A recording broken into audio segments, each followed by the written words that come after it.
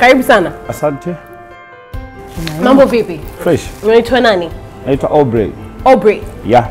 Cute name. Au sio, na miaka mingapi? 29. 29. Safi sana. Unatokea wapi? Kinondoni. Kinondoni. Talent unataka kutuonyesha leo ni ipi? Comedy. Comedy. Let's go Aubrey, let's go. Wazazi wanakuambia umemuoa binti yangu, umemchezea, afu unamwacha. Ukipiga mahesabu, muoaji mahari alilipa kwa hela ya mchezo. Sasa kwa nini binti yako asichezewe? Sababu mahari ni hela ya mchezo, afu binti anachezea. Kwa vile vile, yani vitu ambavyo vipo. Nilipokuwa mdogo, mamangu alikuwa akanituma, anatema mate chini afa anakuambia Aubrey, mate kikauka ukiwa hujarudi utanitambua. Na nishapigwa sana kuhusiana na hiyo tabia. Siku pekee ambayo sikupigwa, mama alinituma akatema mate chini afu mvua ikanyesha. Kwa yale mate ya kukauka siku hiyo. Mate ya kukauka siku hiyo. Unajua kuna watu wengine kwamba hata Mungu akupe golden chance ya kwenda peponi, kuna vitu vidogo vinaweza kukukwamisha kutokana na tabia yako. Unakufa unakutana na Mungu, Mungu anakuambia nakusamehe dhambi zako zote. Sema kuna dhambi moja tu ndio itakupeleka motoni. Unamuuliza Mungu dhambi gani? Mungu anakuambia kuna siku umemdhulumu muuza pweza.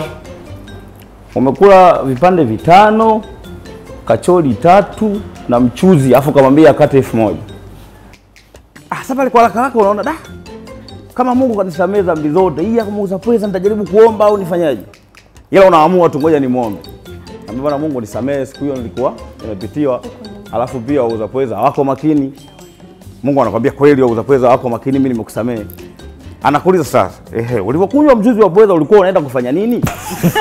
Swali jingine. Kwa hiyo lazima kama ni motoni motoni.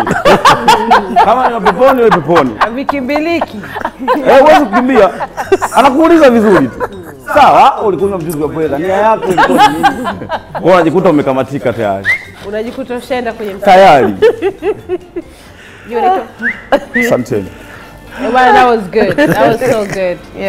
Yeah, it was good. It was yani hichi kitu tumefanya hapa ni kizuri kwa maskani, kama hivi tumekaa nini masila tunapiga story tunacheka, but kama tunaipeleka jukwani, I don't know, for me sidhani kama kuna nyama imekosa, but it's good.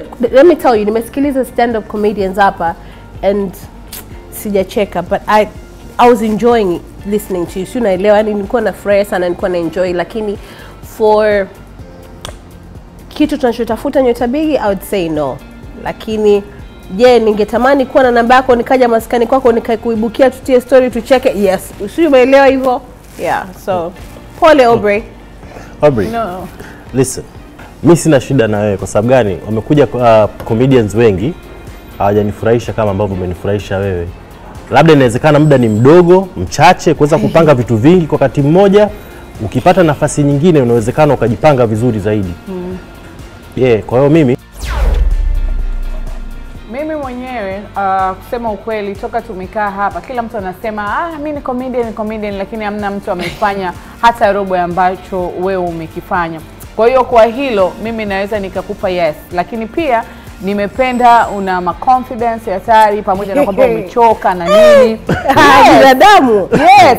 Yaani unajua tukikupa nafasi ukaja next time ukawa umetulia, umejipanga, una uhakika unakuja kushindania Nyota Bigi, utafanya vizuri zaidi ya leo. Kwa hilo mimi naomba tu nikupe yes, kwa sababu hakuna comedian ambaye tumempata leo. Njoo chukua kadi yako mzee.